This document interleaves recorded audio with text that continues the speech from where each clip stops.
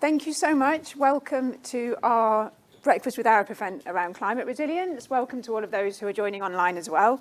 My name is Juliet Mian. I'm chairing the session today. I'm a director here in Arup in our climate and sustainability team, a civil engineer by background. Much of my own project work is around climate resilience or resilience more broadly for infrastructure owner-operators in the UK and more broadly. I'm also proud to have the title of Arup Fellow, which means this isn't the official definition, but it does mean I get to interfere or poke my nose into other work that is happening around the world with Arup, with our clients in the space of climate resilience. What that really means is I'm learning something every day. It's such an interesting space and there's so much happening. And that's really what this conversation is about. I think all of us are learning in the space of climate resilience. We've all got our own challenges. We're also unlearning what we thought we knew and relearning. There's this ongoing process. And I think if we don't have these conversations, if we don't share our challenges and discuss and listen to each other, then frankly, we're not going to get it right. We do need to, it's an important part of what we do to share. I think some of the things we know about climate resilience, it's difficult. We know there's no silver bullet. We can't just say, here you go, everyone, do it like this, and you're sorted, and we can all move on. We also know it's not the only challenge that any of us in our own organisations are facing, but also it's very hard to decouple climate from any of the other things we are worrying about, because when it happens to all of us, it happens to all of our systems. Last week, we had a great event here in the evening talking about heat through the lens of cities and city decision-making and urban heating. Today, we're going to look more broadly, so it's really great to have panellists here from a number of different sectors. I guess as a heads up, we're not going to solve it today. We didn't solve it last week, but what we are hoping is to run this as a series, so to keep on through the year talking about resilience, digging into different angles, different aspects. We'd love to hear from all of you here if there's a particular area that you're interested in and want to discuss more deeply. But now I'll start by introducing my panel. So I'm really pleased to have people here from across a number of sectors. We've got Chantel Henderson. Chantel's the Executive Director of Operations at Grosvenor Property. John Robbins. So John's the Senior Asset Manager in the Asset Strategy and Capital Delivery Directorate at Affinity Water. My old friend and colleague Sharon Lee, who's a director here in Arup leading our rail asset management business. And Katherine Drayson, who's a Senior Environmental Manager at TfL. We're talking about our resilience journey. It is a journey. I think that's one of the challenges and also why it's so interesting. There's no destination. We don't know quite when we'll get there. I know I'm simplifying for all of you who work in the space of carbon, but it's not quite as clear as getting ourselves to net zero and what that would look like. But a good starting point, I think, is risks. Understanding risks, what they mean to our organisation. So what I'm hoping is that each of you can introduce yourselves, your organisation, some of the key climate risks that you're facing, and perhaps examples of practical responses, what you're able to do at the moment in that space. So I'll start with Chantel, and now I'm going to take my chair as chair. I think it's all taken care of. Good morning, everyone. Can you hear me? Great. So thank you so much for inviting me this morning. Pleasure to be here. So I'm Chantel Henderson, Executive Director of Operations at Grosvenor. Grosvenor is a landowner and property company that's been around for 350-ish years.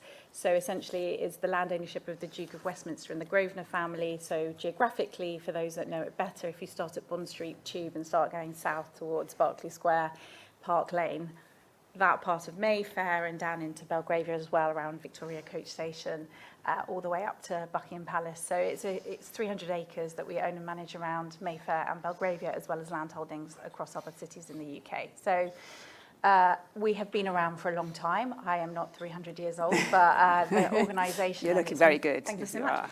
The organisation and its memory has been around for a long time. And importantly, the way in which we consider ourselves isn't just about being a landowner or a landlord, it's about being a steward for a place, and we want to look after that place for another 350 years, and we want to leave it better than we found it. So the risk to us, in terms of that being our outcome that we want to achieve around climate and the impact of climate on our places and on our properties and on the experience that people have when they live, work, hopefully play a bit around our places, is what does that mean for the next 300 years, and having that long-term time frame anchored and not going to change, we're not going to sell out of these areas anytime soon, is quite an important anchor for us as an executive team. As an executive director of operations, my remit really is anything to do with the success or the risks of running the estates, including health and safety, including insurance, including day-to-day operations, fixing floods that might happen, checking out the heat that's in buildings, looking at trees that have fallen over, etc., etc. So we really look at this risk, and it is on our priority risk register. We actually just went to our board on Monday, and we were talking about priority risks and safety risks as well. And I think about this really around the kind of current acute physical climate risk. Now, I don't know how much of some of the things we're experiencing on a day-to-day basis are actually climate change or could be other factors, but I have a hypothesis that it's likely to be related to climate change. So we do have absolutely, I've been in this role for 3 years. Before that, I was a finance director, which gives you a clue of how I might think about things. But in my 3 years, I've seen massive flooding and storms, which in a model that someone else might give me was a 1 in 100-year event. They're not 1 in 100-year events, they're annual events as far as I'm concerned, and I want to know what I should be doing about them. So we're talking very closely with our insurer around claims data, and the impact on us and also the impact on my tenants, because actually trying to see the financial impact of these things to us as an organisation is different from the total impact to people that are living in London. So that's kind of the acute thing on a daily basis. Secondly, I'm thinking more chronically, what is happening slowly to some of our properties or places that I need to anticipate.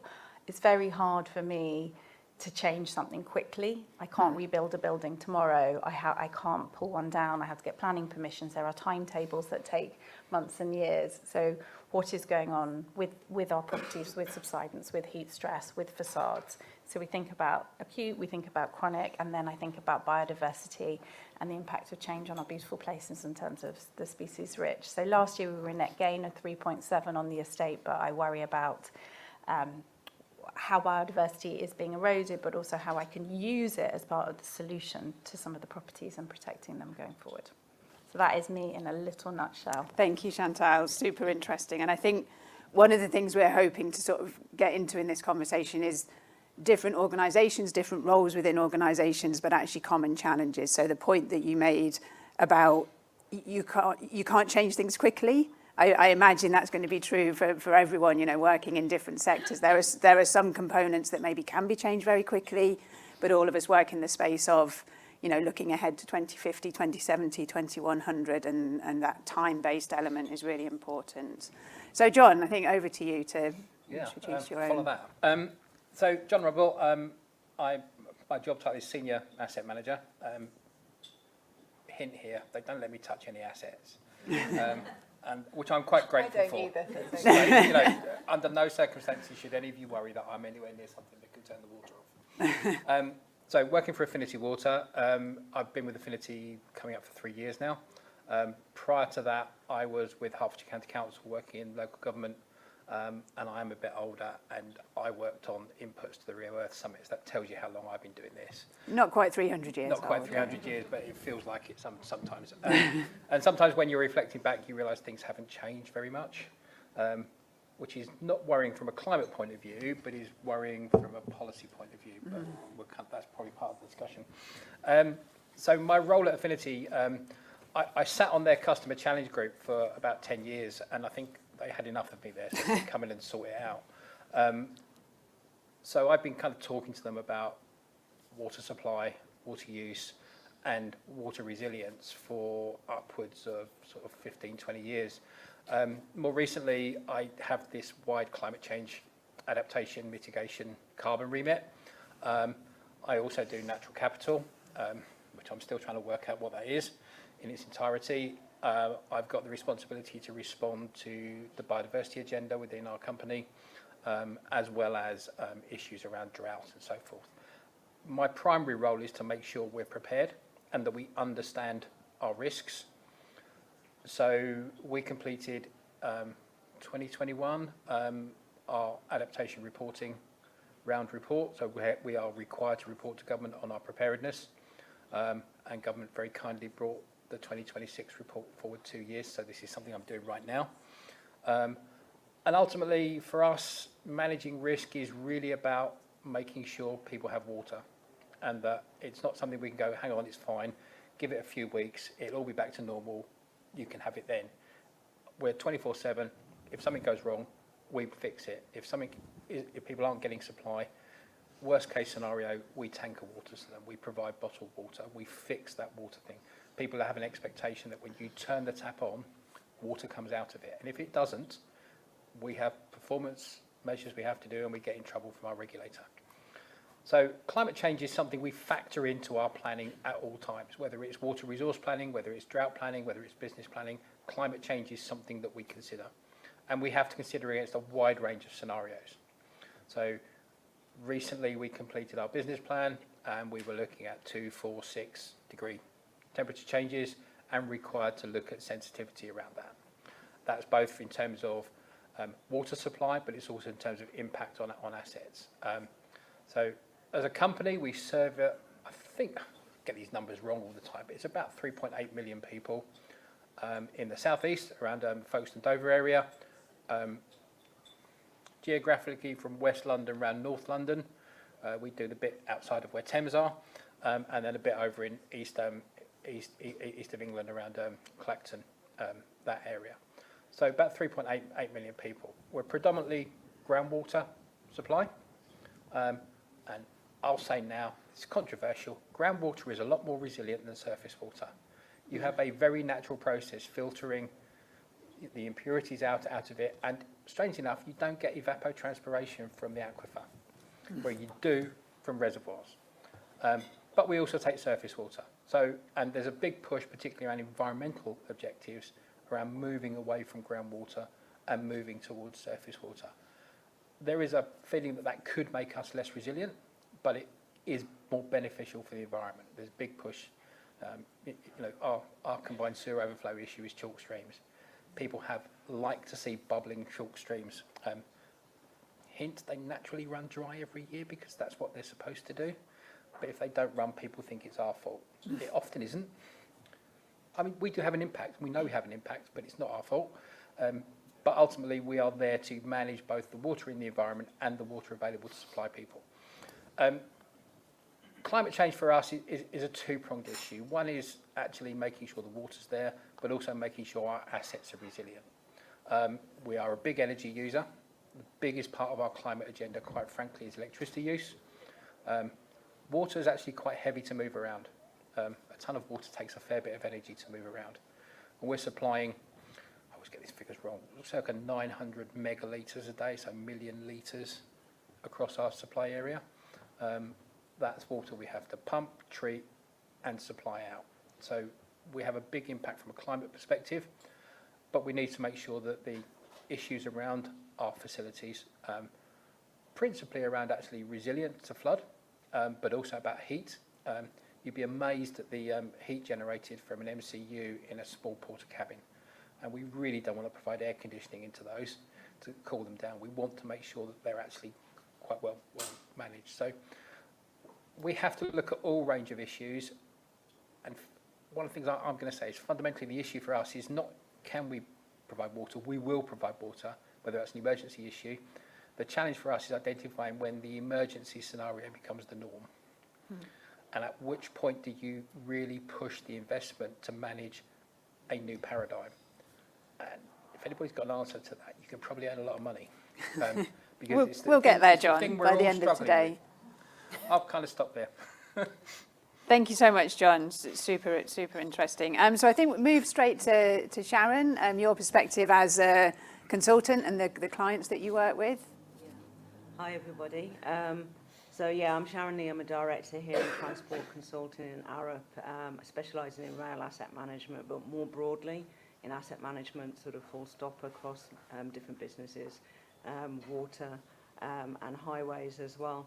So before joining Arup, I actually was an operational asset manager, and I worked for Network Rail for a number of years. And during that time when I worked for them, I managed 4 out of 13 of the routes, their civils portfolio, which kind of ran from Norwich, included all of London, all the way down to Southampton. So it was a good swathe of the UK.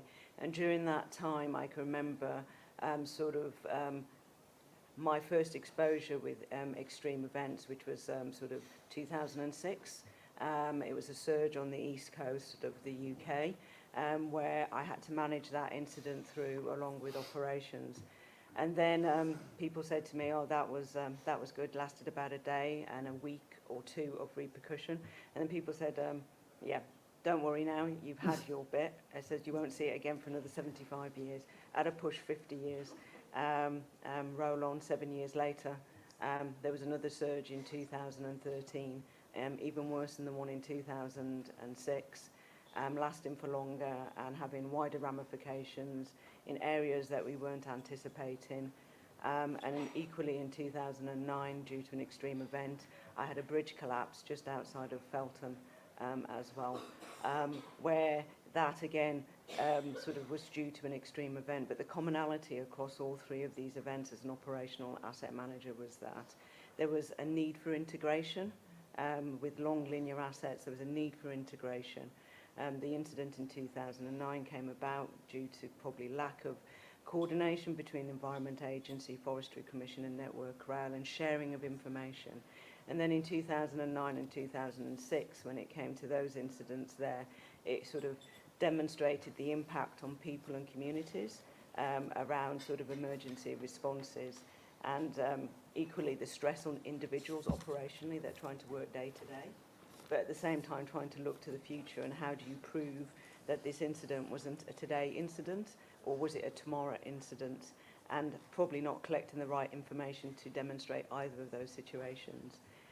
So roll on to me moving to become a consultant with all of that sort of experience, and now I work with clients mainly in the rail sector, where I kind of see that they are grappling with what does the future look like for them and how do they contextualize what they do today. So I work a lot with mainly with Network Rail post Carmont, supporting them with the changes that they have to make as a consequence of the incidents that happened in 2020.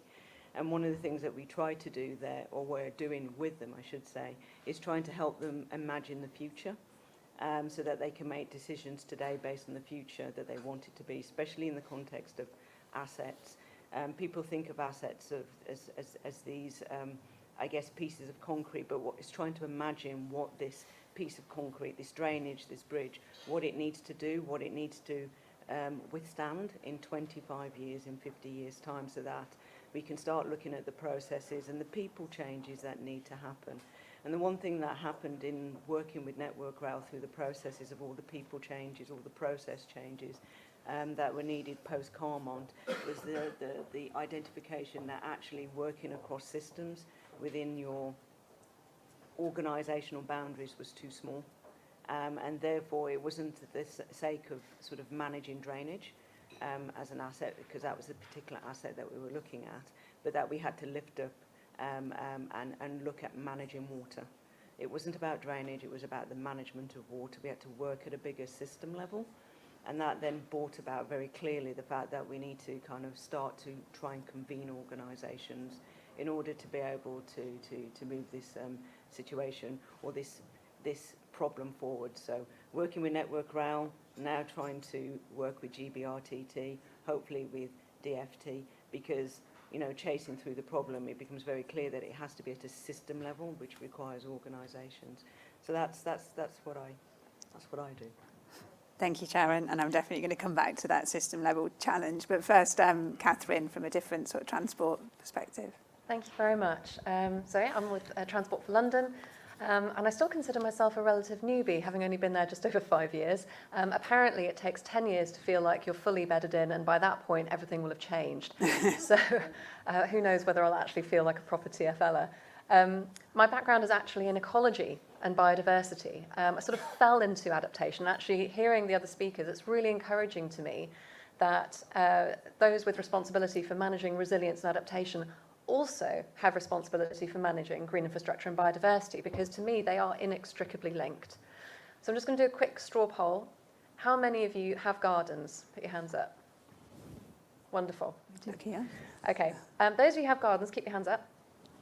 How many of you have front gardens? Keep your hand up if you have front garden. Okay. Those who have front gardens, keep your hands up. How many of those are completely paved? Okay, it's impressive. Yeah, in fairness, mine will not be completely paved. I've only just moved in. But I think that does speak to a wider issue, that one of the things that we found is we cannot be resilient on our own. We're finding that stations that were previously not really affected by surface water flooding are starting to be now, because the wider urban environment is now far more impermeable than it used to be. So we need to work really closely with the likes of Grosvenor, the water companies, and others. And we're doing a lot of work this year to improve our adaptation reporting power, which John mentioned earlier, to figure out what our key interdependencies are and who the key stakeholders and people within those organisations are. Because, you know, an organisation like CFL with 27,000 people, who would know from the outside they need to speak to me if they're interested in adaptation or green infrastructure? It's very difficult. So, Transport for London. Most of you know who we are and have used our services, I'm assuming, to get here. We operate across Greater London, also a bit beyond, and we cover around 2,300 hectares of land within London. We're one of London's largest landowners. Rather encouragingly, I think, about a third of that land is actually covered in vegetation, like a third. And you may be thinking, you might know that we're multimodal. We cover London Underground, DLR, parts of the Overground. We manage the buses, Santander cycle hire, the cable car. I mean, you name it, we've usually got a finger in some kind of transport pie in London. But actually 50% of the Underground is overground, and we have large areas of trackside vegetation. We also have 160 hectares of roadside verge. That's just grassland, begging for more biodiversity. So we have a lot to do to enhance that, which then obviously, as mentioned previously by other speakers, has an impact on resilience and adaptation. One of the key things we're working on is better understanding our risk. There is a massive data issue. We're not quite as old as Grosvenor. Parts of the London Underground are just over 160 rather than 300. But as with Affinity, we need to get people from A to B 24/7, well, almost. There's very little downtime available for major improvements, and as mentioned by Chantel, trying to get those improvements through planning or the decision-making process can take years, as you all know from Elizabeth Line. So change can be a slow process. That being said, we recently did our last adaptation reporting power, published that in 2022, a little bit late, sorry. But I'm reliably informed that report is actually not the worst to read ever. So I'd strongly encourage you to go to our website and take a look at it. Long story Downright short, faint praise. we've got 330 identified climate risks. We know that's higher. We're adding to it for this coming year's publication. The majority of those risks lie within the precipitation category.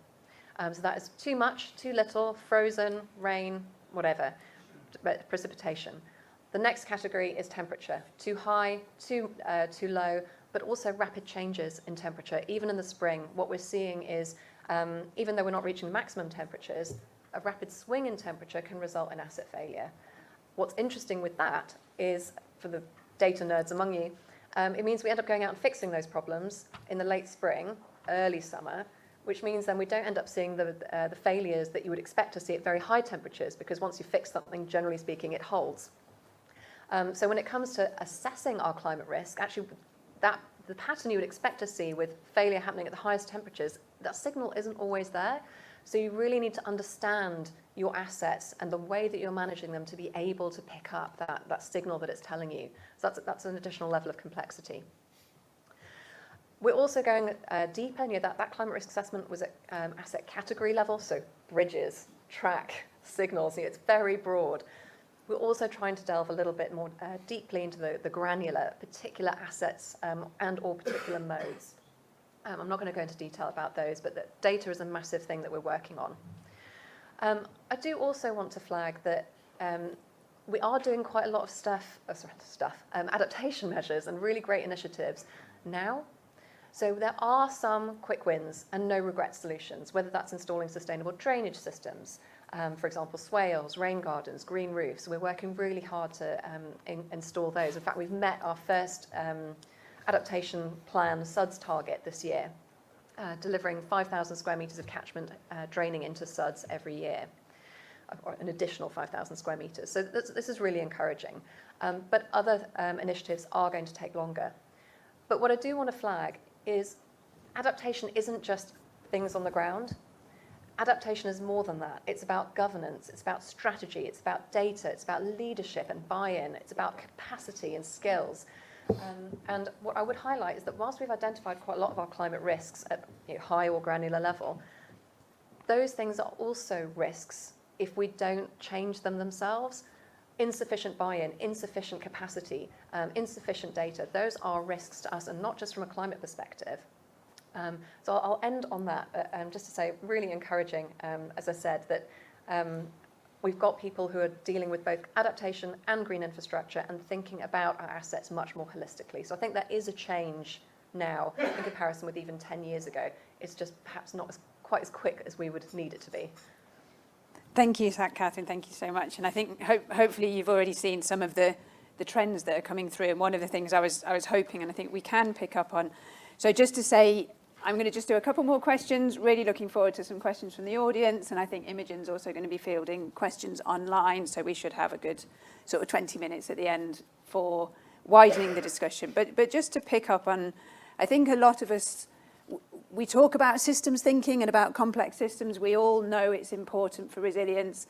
Can be very hard to get hold of, but I think actually all of you have given some examples in what you said. And I think I'd just like to maybe pick up on some examples with each one of you. So, John, you were talking about your energy use, particularly, and the very high dependency on energy.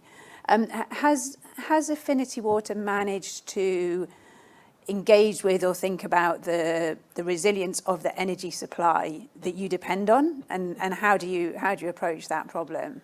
Okay, thanks. Yes and no. So we have an active program around renewable energy investment.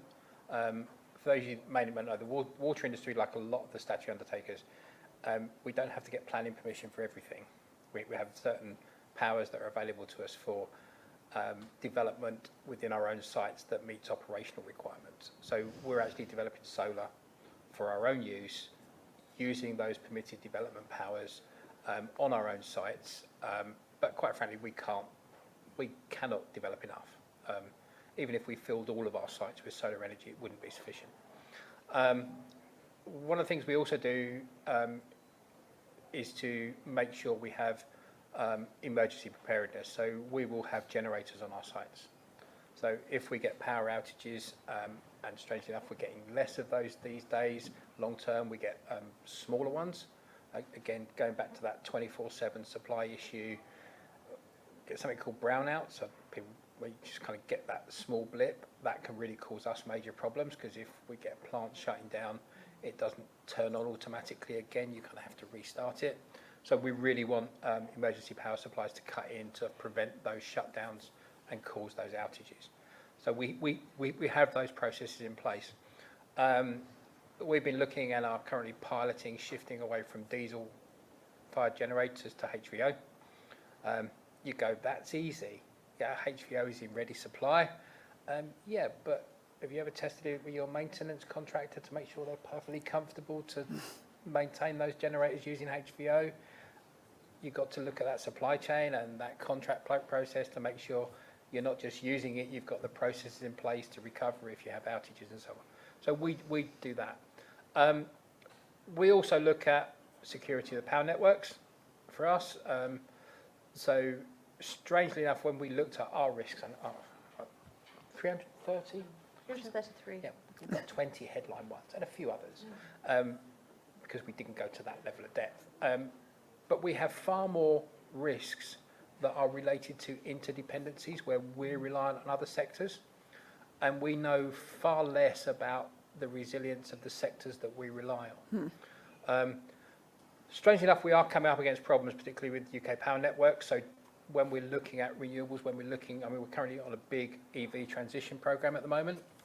Can we get enough supply into our sites? Is the power network fit for purpose to supply what we need now, let alone in the future? So there's things that are changing all the time, and we do consider that resilience. We're trying to counter it. We do have, as I said, generators where it is where they're critical assets, things that if they do go down cause us real problems, but we can't have them everywhere. So yeah, we look at it. We try to manage those risks to the best that we can, but we're doing a lot more work to understand the interdependency risks, both on us, but also on our staff.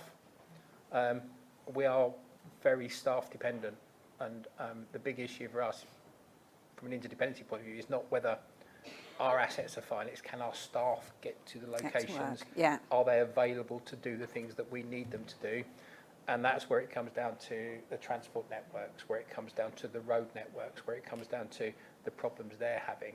So actually quite a lot of those risks are outside of our control, and we can build a certain level of resilience into our business for them, but that means we have to become very, very clear on where those critical business processes are.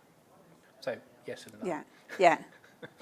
Perfect, thank you. And one of the things I noticed, and when Katherine, when you sort of summarised your risks and talked about precipitation, everyone on the panel was nodding, and I think again that's one of the interesting things, that heavy rain or the dry period that's affecting TfL is affecting Affinity, it's affecting Grosvenor, it's affecting Network Rail all at the same time. Excuse me. And also you mentioned this is not all about the sort of physical interventions but governance, and I think for Chantel one of the interesting things is shared decision making. How can or should or will Grosvenor engage with neighbours, with utility suppliers, you know, to make that decision that's actually impacting your whole neighbourhood? Yeah. I mean, I think I totally, in terms of governance, risk, sharing data, this has to be the direction of travel. We've spent, I think we've gone on a cultural massive change and transformation journey. If you had said to the executive team at Grosvenor, the trustees in 2016, 17, possibly even 2018, you're going to invest £100 million on your energy savings programme, you're going to have a team of, you know, however many people who will be looking at this in detail, they would have said, no, we're not going to be doing that. But yet within quite a quick period of time culturally, we've changed position. We set some very difficult targets for ourselves in 2019, and that unlocked our internal decision making, and you have to start there. So that's where we started, and I think, you know, yes, we still need to work harder at it, but now we need to, if you think of an outcomes based process where I'm genuinely trying to manage risks rather than theoretically trying to manage risks, you know, I know that Katherine and I probably need to talk more.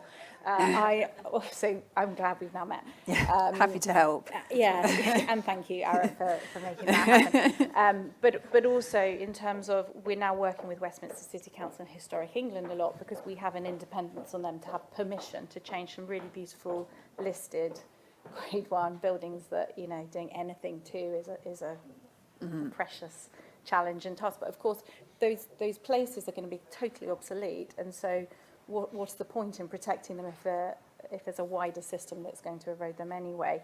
We then go through to utilities providers, infrastructure providers, managers of the city, the Mayor's Office, Transport for London, etc., where I have models that tell me that the impact of precipitation on our estate is going to be a very small number of something or other, and it won't happen very often. My first year of doing this, within 12 months, we had one of the biggest downpours London had ever seen, and within half an hour, I had £2 million of insurance claims coming through. Half an hour's rain, where it was rained, a month's worth of rain in, you know, a very short period of time, and £2 million worth of claims, which was bigger than any number on any spreadsheet that any model had ever given us for that. And I was like, well, what is the point of these models? I honestly was like, what? Just take that somewhere else, because that is not helping me right now. So I'm working very closely independently with the insurers, who a year ago were like, look at your claims. I was like, I know what my claims data says. I need your claims data. I want to know across this entire claims network, what are you seeing? Where are these signals? I want the early warning signals, and I want eyes on them that can read what those signals might be saying and are looking for them. Because my claims data, much as we like to think we're a big landowner in London, we're actually small compared with an insurance company's claims data. So really having to work with them, with yourselves and other people, sustainability experts, around what are you seeing? Because I'm stuck between big level models that go, well, London's broadly okay because you've got a barrier that's probably going to be all right and you're a bit high, to claims data around precipitation that has hockey sticked up in the last 3 years. And so I have this cognitive dissonance where I'm now integrating with anybody that can help me figure out the real answers to why the models aren't doing what real life is telling me. So I'm now on a campaign to meet as many. Networking has a whole new kind of purpose and emphasis behind it. We will not be able to have good quality properties. We will not be able to tell our tenants that their properties can be dry and safe unless I'm talking to water companies, unless I'm talking to TfL, because it's out of my control. And where I used to find it comforting listening to rain as I slept in the past, now if I hear rain when I sleep, I'm just like, oh, God, what's it going? You know, we are literally looking at weather forecasts, the tide of the Thames, how many sandbags we might have. We had a beautiful Doctor Who exhibition, which was in the basement of a property that got flooded 3 times. And let me tell you, the Time Lord did not move his TARDIS. It stayed there underwater, a bit of water, and he wasn't very happy with us. So, you know, but I can't control that. I need to work with others, and collectively we have to move this forward. I'm putting that the Time Lord did not move his TARDIS as I one don't of know why. our one of the You'd think takeaways he from would the have learnt. session. He would have learned. But I will say this as a story. Before I joined Grosvenor, I worked for 3.5 years on the London Olympic and Paralympic Games, and I was head of financial planning of those games. And a lot of those, just so when you bid to be a host city for the games, that's 7 years before you host the games. People think it takes 7 years to hold a 2-week sports day. So if you think about what we're trying to solve here, and you think about 7 years to do 2 weeks sport, well, 2 and 2 more for the Paralympic, 4 weeks of sports days, this is a bigger challenge on an exponential logarithmic level. What you saw, though, was a lot of time of lots of people thinking great thoughts and doing great things, which was all useful, really important work. But when suddenly either fear or excitement, and it was probably both, hit people, planning authorities, councils came together, TfL came in, the government. It is possible to do this. I saw it firsthand, but you need people to really understand that they've got to move in this imperative now. So I've personally witnessed the hope that can come with this. It just always happens a little bit later than you might like. And it's not a very fun ride for people that don't like change. I quite like change, so it's all right. But do you know what I mean? I think it definitely can be done. We just need to get the right people on the table. Yeah, and I think that's really important. And just on events like this, conversations like this, networking, they're not really a nice to have in this space, they're a must have. And how all of us can get the urgency. And I think, as you were saying, Chantel, we need to start doing things, we need to start doing them now. And that's something that I'd love to hear from people in reflections or people who are joining online, you know, some takeaways on what's important now, what can be done now, that sort of no regret space, because we do want to move these kind of conversations into action and into, you know, for our clients and our colleagues, what we can actually do. I think you need these integrations at a strategic and governance level, at the kind of TfL's talking to the mayor's offices, talking to Grosvenor level, but also for all of you when you come to networking, it needs, Chantel's talking to Juliet and to Katherine, and you need to find those connections at the grassroots level as well as at the organisational levels, because that's where the alchemy really, and magic really happens when you join it through. If I can find the individual human who wrote a policy that's not helping me, and I can sit down and talk to them, or walk them around the estate and give them examples, they do change what they write. They hold and I just need to find those humans on a human level and say, can I just show you this? Did you really mean this? And they're like, no, I didn't mean that. I meant something else.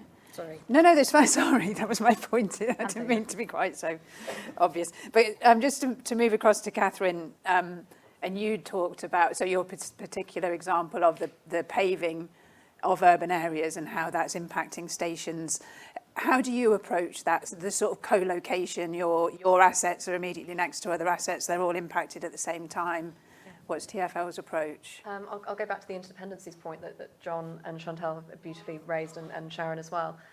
We can't solve this alone. And it's all very well having, we can make, for example, our underground as resilient as possible to flooding. We can have flood barriers galore. That's of no use if people can't reach the station because the road is flooded. So what we need to do is work in collaboration. This is a city-wide issue, and unfortunately, human beings, we're not very good at rational decision making. Did some research on this during my PhD and was devastated to find out that we do not use evidence and data in making decisions. We just don't. What it is very good for is holding decision makers to account after they've made a terrible decision, to say you should have done this better. So anyway, we tend to respond best to disasters. It's just don't get me started on why, it just seems to be human nature. And I guess this is why having a deadline really helps, which I think we're past really at this point, but we'll see what happens. But the July 2021 flood events really affected London very, very badly.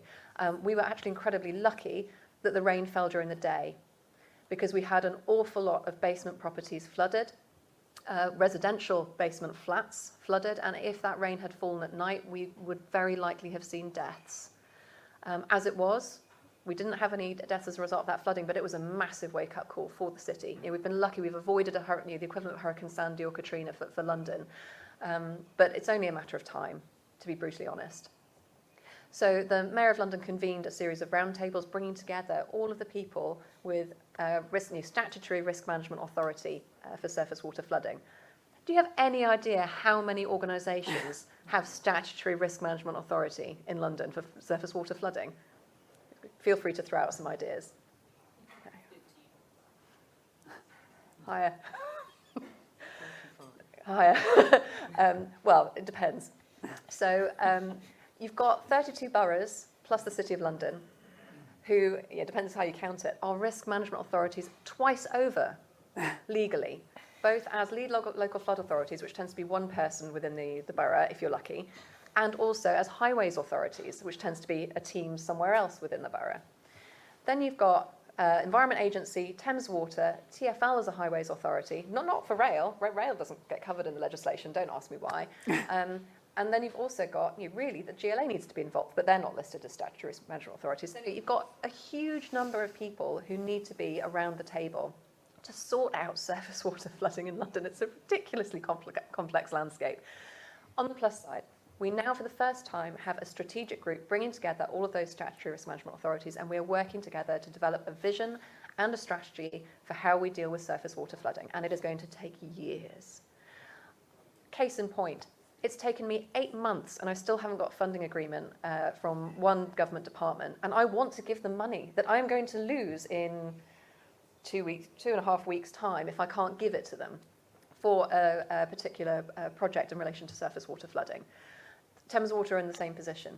We need to get better at sharing money, because there is money around. It's tight, don't get me wrong, but collaboratively there is money if we can bring it together in the right way. And at the moment, every barrier is against it, whether it's legal, whether it's commercial, whether it's just people's egos getting in the way, I do not know, but that needs sorting.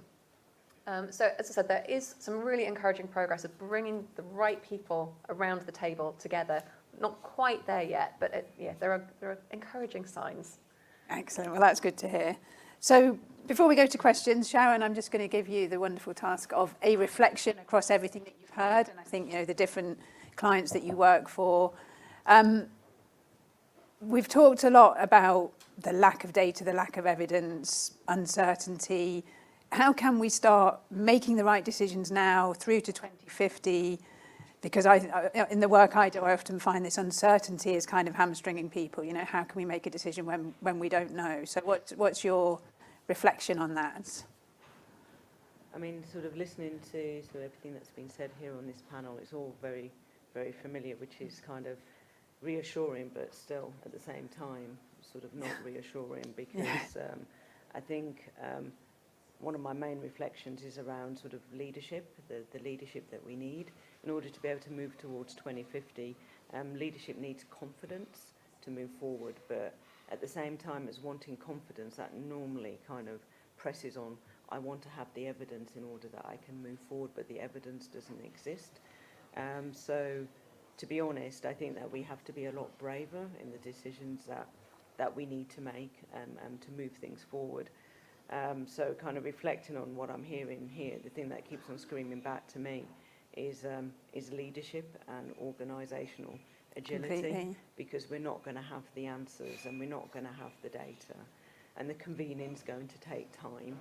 And we need to kind of have these proof of concept moments to be able to move things forward, whether it's working at a system level and probably not trying to bite off too much, probably trying to find these proof of concepts where you can work together to demonstrate that things can work, to build out that case around convening, because sometimes I fear that through the convening we could end up creating an industry where we're talking a lot, but we just need these proof of concepts to show what the impact and the benefits are here and now, the no regret situations, bringing people together whilst we're sorting out the bigger strategic prioritisation across bigger systems and whatnot. So I think the thing that comes across to me is that we can't wait, and leadership needs to be bolder. Thank you, Sharon. That's a great reflection, and I think that might be something that we'd pick up on in another discussion. We talked about organisational agility and and how that's changing. But I did promise there'd be a chance for questions. So, I was going to say, what I'll try and do, Imogen, is one question from the room, one question online, come back, see how we're doing for time. So is there someone with a mic? The only thing is, because there's people online as well, they won't hear you shouting. But Thank you. Hi, I'm Peter Ward, and I'm the head of real estate development for King's College London and Guy's and St Thomas's Hospitals. And when you look at the interim report of the London Climate Review, it's really striking that the numbers involved in terms of investment by 2050 are pretty overwhelming, actually. And that's kind of really just to keep the wolf from the door. And when I look at we've got two big institutions which are quite significant landowners and quite significant, in a significant position to influence, a bit like TfL and Grosvenor. And yet when we talk about capital projects, we tend to sort of focus on maybe mitigations, but certainly not shifting the dial of the order that the Climate Resilience Review is suggesting is going to be needed in order to make a difference. So my question is this: I'm not hearing from any of the political parties a desire for or a recognition of the sort of levels of investment. And I think even if we collaborate really fantastically, as lots of the panel have said, you really wonder about our ability to shift the dial to that extent. So what do we need from central government to convene those discussions to leverage the sort of investment that we're going to need, and what should we be lobbying for now in order to make that happen? Because it feels like we can't do it on our own. Great question. So how long have we got to dig into what we need from central government? So in the interest of time, I'm just going to chuck this to one person. Maybe Chantel, have you got a view on this? I mean, I think there's definitely a role, obviously, for the public sector, from central government and local government that needs to play. But we also, as we've discussed, have a private sector role to play in it as well. And part of this for me is those numbers are huge, and to move political decision making often needs to go to the emotional level or personal, depending on the politician level.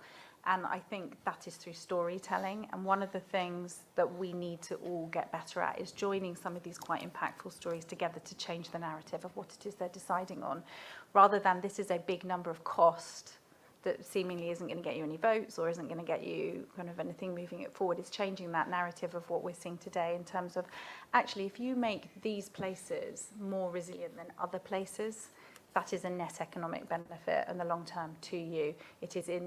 It always costs something more to react, even though we like reacting, than it does to do it preemptively. We saw the cost of COVID. It was extraordinary what happened. If you'd said to a government 2 years before, if you plan a bit more and this is what you're going to... But we have that as a case study now, and we should use it, because what we are seeing here is not dissimilar in terms of an emergency situation that is staring us down the barrel. And I like this data question, because whilst we don't have certainty, and valuations on properties is all backward looking of this nice stable past. So we need to talk to RICS and the valuers. We need to look at appraisals. We need to see how banks finance things. We need to see how insurers insure things, and then bundle that together as a story for government.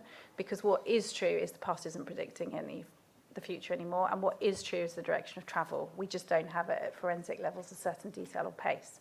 And so I think we need to change the political narrative away from rational science and environmental science into something much more emotive and political. And once we get that right, it starts to unlock. And you saw that actually at London 2012 as an example.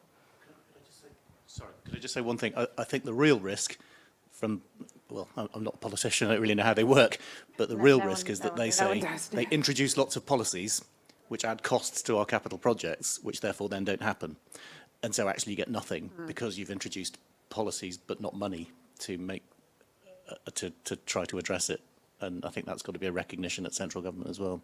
I think that is absolutely right. And so we do a lot of lobbying for central government to point these things out. And also, please don't change that policy 2 weeks later when we've done the right thing. And, you know, that's particularly annoying.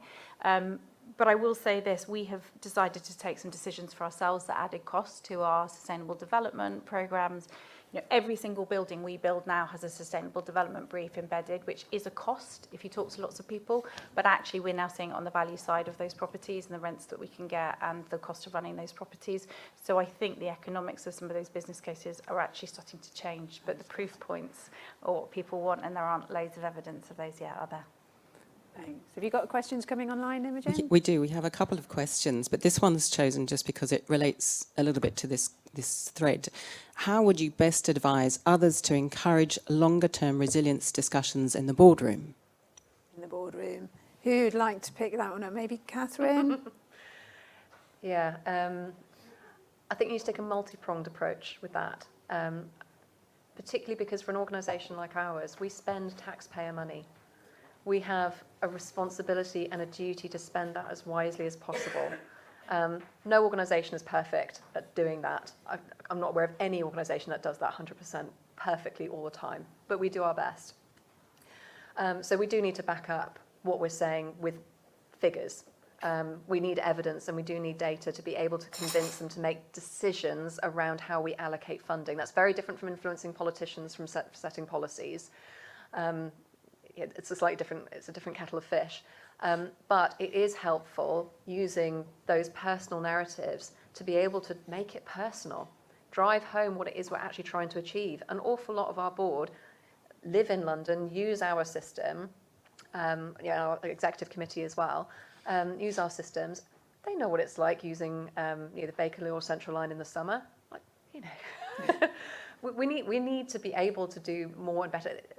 It's very difficult to actually change that. I'm not going to go into the details. The engineering challenge is and the cost associated with trying to fix that is, unless technology changes very, very rapidly, very, very much, not going to be easily fixable anytime soon. But there are other lines that we can make more comfortable for passengers going forward. So you do need that combination of that hard business case reality, and you spend now to save later. And we're starting to see that. I'm seeing finance colleagues saying, if you've got a 3-year payback period, 5-year payback period, go for it. I've got no problem with that. The issue that we're getting with adaptation is that it's very different. For carbon, that's easy. You can do that with LED lighting. You can calculate what your return period is, and that is very, very short. With adaptation, how do you calculate the cost of an avoided flood when you don't know where the rain is falling or which part of London is going to be affected? It's much more difficult. So we do need to get better at figuring out how to integrate climate risk and adaptation into business cases. But then, making it personal, bringing it home, what it actually feels like to be using a transport network that is not climate adapted, so they can actually see what it is that we really need to do.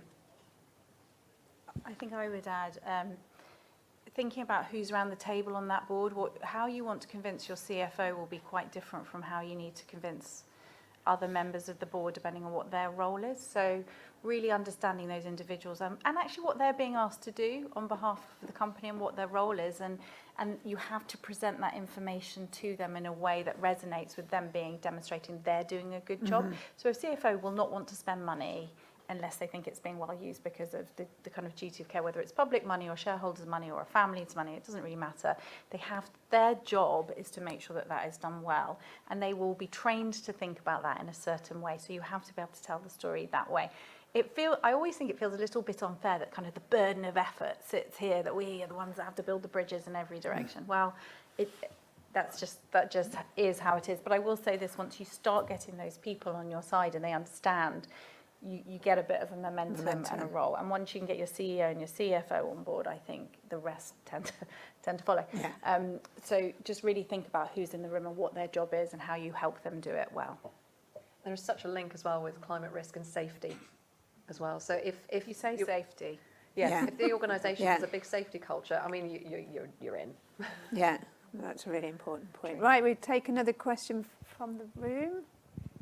Hi, thanks for coming. I'm Antonietta. I work in Arup in the decarbonization and resilience team for buildings. I heard a lot about sharing data, sharing forces, working together, collaborating to solve the issues.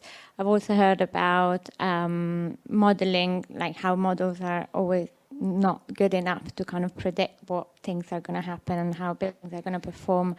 One question I had is, as consultants, we often do the modeling for you guys as clients, and we realize that our modeling is often not good enough to predict data because we don't have enough data in the first place to kind of feed into our model and make sure that those models are accurate, what we call calibrating the model. So a question that I have for our own very interest is, how happy would you be in sharing the data that you have in your organization to kind of feed in the process and improve the way we model? Because this is one of the biggest challenges we find as consultants. I'm sorry, to be able to use data, to get data from our clients. We have huge problems with privacy and things like that. How can we solve that barrier, which might be a lot easier to solve than, like, it might be a lot easier to share data than share money, if we only get that barrier down. And then one very quick question. Catherine's, like you was- see, Catherine's like on the edge of her Yeah. seat to answer that question. A very quick follow-up question. Chantel said that 3 years ago, you wouldn't have imagined so much investment in climate change and adaptation. What made that change? What was the thing that changed? Right, well, there's a lot there with 3 minutes, Antonietta, so we might just a quick response from Katherine, quick response from John, quick response from Chantal, and then I'm afraid we'll probably have to wrap up. I mean, it's quite good to finish when there's still a lot more questions to come. We're not running out of things to say. So as part of the London Surface Water strategy development work, we've actually got an evidence working group that is working together on a data sharing agreement for all of the risk management authorities to be able to share otherwise sensitive data. Whether that's Thames Water, the boroughs, etc. This is really exciting. We've never done anything like this before. We're doing it in combination with the London Office for Technology and Innovation, LOTI. So watch this space. That should be a template for additional data sharing. At the moment, it's just London focused, just surface water flooding focused, and the related data sets. But it's a starting point. It's a start. John? Absolutely. Sorry, go ahead. Don't overestimate also how much data we have. We don't have any really comprehensive idea of how severe weather affects our operations now. That is because our incident reporting data, our data systems were never set up to be able to gather that information on how weather is affecting us, whether it's a contributory factor. We're trying to fix that now. It's going to take years. Thanks, Katherine. I'd like to offer a comment on modelling, and this is not to sort of put modelling down, but I've never seen a model that can properly predict a natural event. Has anybody seen a 1 in 100 rainfall event? Would you know what it looks like? Well, the models predict it based upon a certain rainfall volume for a certain period of time. It doesn't work that way. The models give you a set of parameters that you work to. Ultimately, I think the problem with modelling is we treat it as an answer rather than a dimension of the question. Yeah. And ultimately, you know, I have some huge comments around surface water because I used to work in the lead local flood authority, but I won't go there because that could take days. I think we need to talk. Ultimately, I mean, your answer, convince government to implement Schedule 3 and do it properly. Because the answer's been with them since 2014. They chose not to do it. The one thing I would say about data, though, is data tells you so much. You have to learn to capture personal experience. You have to learn to capture the people that have experienced the event. Otherwise, you never understand it because the models don't tell you what happens. The models tell you what could happen. The people understand what happens and the impact it had. And we have to be a lot better at capturing personal experience. And that's the one thing I think we're really bad at. And we have to remember that personal experience walks out of our organisations when that person moves job, retires, or any other personal life experience, and you lose that organisational understanding. And if that's critical to a particular event, it's gone forever. It's never captured, and we're really bad at that. Brilliant. 30 seconds, 30 seconds, Chantal. okay, two. Modelling. Final. John, Katherine, totally agree on that. I would encourage anyone building models to remember what their purpose is for, and they are to help.